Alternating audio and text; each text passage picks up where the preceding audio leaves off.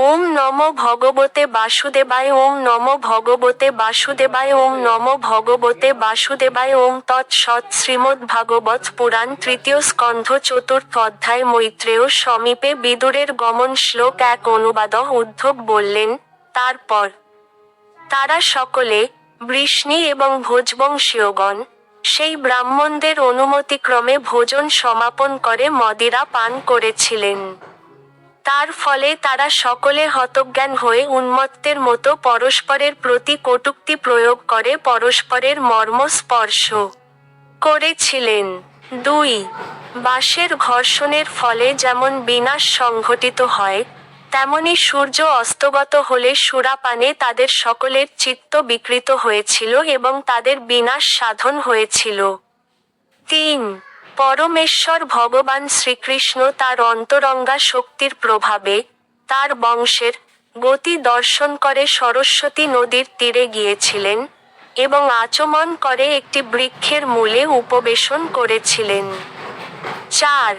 ভগবান শরণাগতের দুঃখ দুর্দশা হরণ করেন।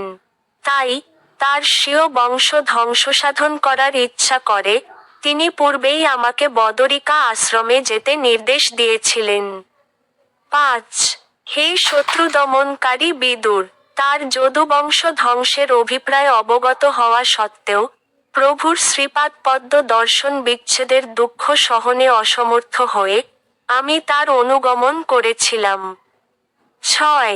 এইভাবে তাকে অনুসরণ করে, আমার সংরক্ষক এবং প্রভু ভগবান শ্রীকৃষ্ণকে সরস্বতী নদীর তীরে গভীর চিন্তায় মগ্ন হয়ে, একাকী উপবিষ্ট অবস্থায় আমি দর্শন করেছিলাম।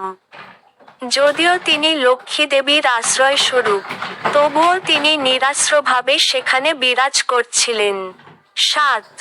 ভগবান শ্রীকৃষ্ণের শ্রীবিগ্রহ উজ্জ্বল শ্যামবর্ণ এবং সচ্চিদানন্দময়। তার নেত্রদ্বয় প্রশান্ত এবং প্রভাত সূর্যের মতো অরুণবর্ণ। তার চতুর্ভুজ ও বিভিন্ন প্রকার লক্ষণ এবং পীতবর্ণ কৌশেয় বস্ত্রের দ্বারা আমি তৎক্ষণাৎ চিনতে পেরেছিলাম যে, তিনিই হচ্ছেন পরমেশ্বর ভগবান শ্রীকৃষ্ণ। 8. তিনি একটি নবীন অশ্বত্থ বৃক্ষে পৃষ্ঠদেশ রেখে, বাম উরুর উপরে দক্ষিণ পাদপদ্ম স্থাপন করে উপবিষ্ট ছিলেন। যদিও তিনি সর্বপ্রকার গৃহসুখ ত্যাগ করেছিলেন, তবুও তাকে আনন্দপূর্ণ বলে মনে হয়েছিল। 9. তখন কৃষ্ণদ্বৈপায়ন বেদব্যাসের সুহৃদ ও সখা মহাভাগবত মৈত্রেয় ঋষি ত্রিভুবন পর্যটন করতে করতে যদৃচ্ছাক্রমে সেখানে এসে উপস্থিত হলেন। 10. শ্রীভগবানের প্রতি অত্যন্ত অনুরক্ত মৈত্রেয় মুনি প্রসন্ন চিত্তে ভগবানের কথা শ্রবণ করছিলেন। তখন শ্রদ্ধায় তার মস্তক অবনত হয়েছিল।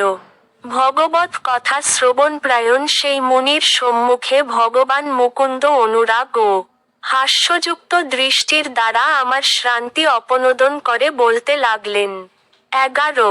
হে বসু, পুরাকালে যখন বসু এবং অন্যান্য দেবতারা ব্রহ্মাণ্ডের সৃষ্টিকার্য বিস্তারের জন্য যজ্ঞ করেছিলেন, তখন তুমি আমার সঙ্গ লাভের বাসনা করেছিলে। তোমার অন্তরে অবস্থান করে তোমার মনের সেই বাসনা আমি জানতে পেরেছিলাম।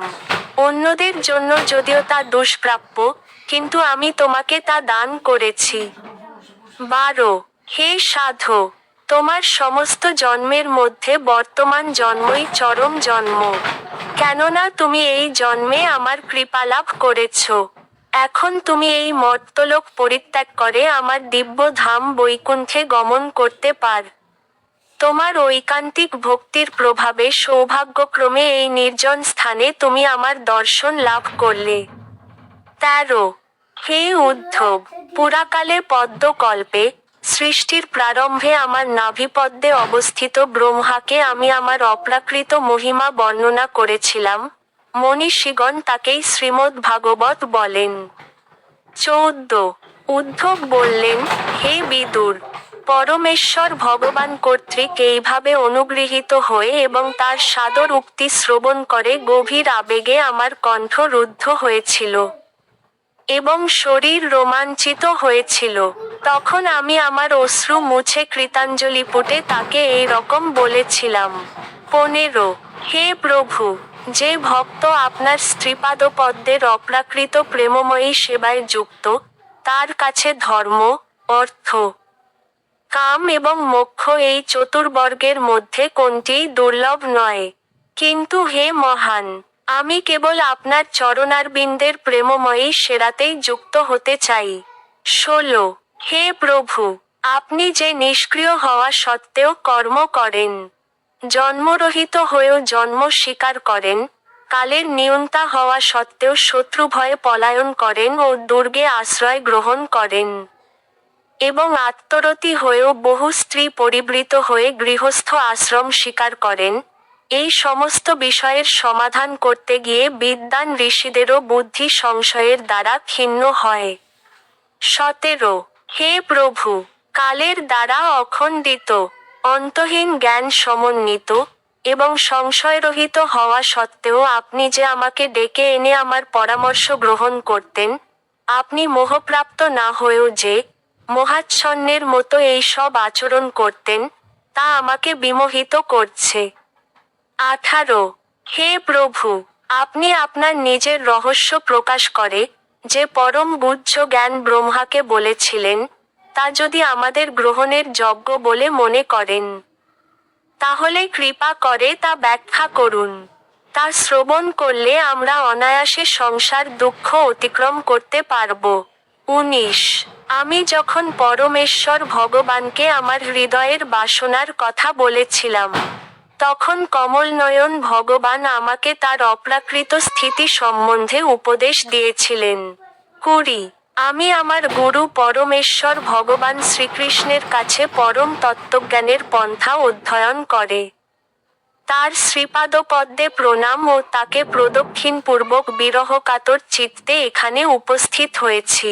21 হে প্রিয় বিদুর, তার দর্শন আনন্দ থেকে বঞ্চিত হওয়ার ফলে আমি এখন উন্মত্তের মতো হয়েছি, এবং সেই বেদনা অপনোদনের জন্য আমি এখন সঙ্গ লাভের জন্য হিমালয়ের বদরিকা আশ্রমে যাচ্ছি, যে সম্বন্ধে তিনিই আমাকে উপদেশ দিয়েছিলেন।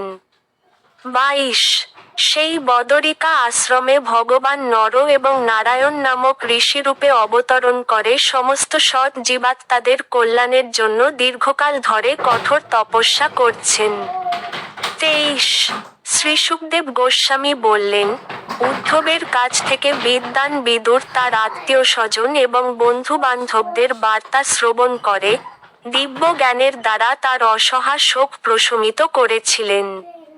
24 ভগবানের শ্রেষ্ঠ ভক্ত উদ্ধব যখন বদরিকা আশ্রমে চলে যাচ্ছিলেন, তখন কুরুশ্রেষ্ঠ বিদুর তার প্রতি স্নেহ এবং বিশ্বাসবশত এই কথাগুলি বলেছিলেন। 25 বিদুর বললেন, হে উদ্ব্র, যেহেতু ভগবানের সেবকেরা অন্যদের সেবা করার জন্য সর্বত্র বিচরণ করেন, তাই ভগবান স্বয়ং যে জ্ঞান আপনাকে প্রদান করেছেন, সেই আত্মতত্ত্বজ্ঞান কৃপাপূর্বক বর্ণনা করা আপনার পক্ষে সর্বতোভাবে উপযুক্ত।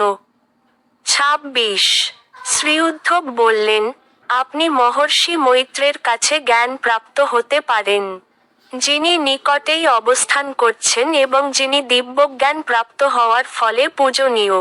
এই মর্ত্যলোক ত্যাগ করার ঠিক পূর্বে ভগবান স্বয়ং তাকে উপদেশ দিয়েছিলেন।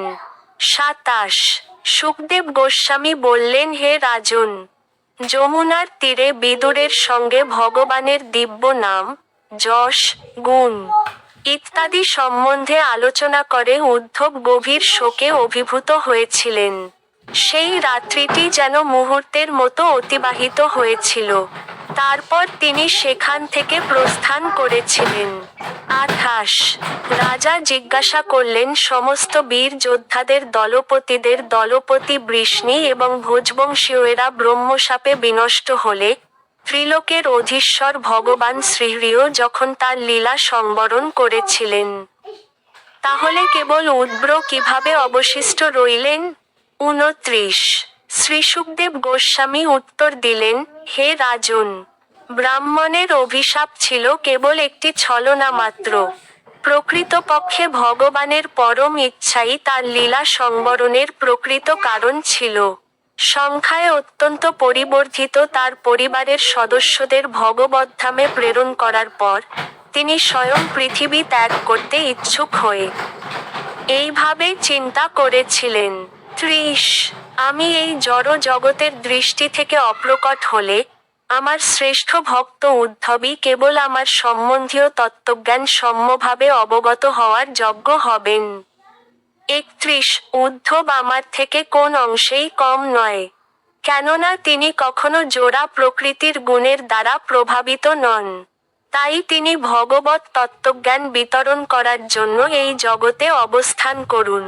৩২ শুকদেব গোস্বামী মহারাজ পরীক্ষিতকে বলেছিলেন যে, সমস্ত বৈদিক জ্ঞানের উৎস এবং ত্রিলোকের শুরু পরমেশ্বর ভগবান শ্রীকৃষ্ণ কর্তৃক আদিষ্ট হয়ে উদ্ধব বদরিকা আশ্রমতীর্থে উপস্থিত হয়েছিলেন, এবং ভগবানের সন্তুষ্টিবিধানের জন্য সমাধিমগ্ন হয়েছিলেন। ৩৩ পরমাত্মা শ্রীকৃষ্ণের এই জড় জগতে আবির্ভাব এবং তিরোভাব সম্বন্ধে বিদুর উদ্ধবের কাছ থেকে শ্রবণ করেছিলেন, যে বিষয়ের অনুসন্ধান মহর্ষিরা অত্যন্ত অধ্যবসায় সহকারে করে থাকেন। ৩৪ ভগবানের মহিমান্বিত কার্যকলাপ এবং এই জড় জগতে তার অলৌকিক লীলা বিলাসের জন্য বিভিন্ন প্রকার অপ্রাকৃত রূপ গ্রহণ, তার ভক্ত ব্যতীত অন্য কারোর পক্ষে বোঝা অত্যন্ত কঠিন, এবং অধীর চিত্ত পশু স্বভাব ও ভগবৎ বহির্মুখ পাষণ্ডদের জন্য তা কেবল মানসিক যন্ত্রণার কারণ। ৩৫ শ্রীকৃষ্ণ যে এই জগৎ থেকে বিদায় নেওয়ার সময় তাকে স্মরণ করেছিলেন, সেই কথা মনে করে প্রেমে বিহ্বল হয়ে বিদুর উচ্চস্বরে রোদন করতে লাগলেন। ৩৬ হে কুরুশ্রেষ্ঠ, পরম ভাগবত বিদুর কয়েকদিন যমুনার তটে বাস করার পর, গঙ্গার তীরে গমন করেছিলেন, যেখানে মহর্ষি মৈত্রেয় বিরাজ করছিলেন। ইতি শ্রীমদ্ভাগবতের ৩য় স্কন্ধের মৈত্রেয় সমীপে বিদুরের গমন নামক ৪র্থ অধ্যায় সমাপ্ত। সম্পাদনায় ঋষিকেশ নাথ।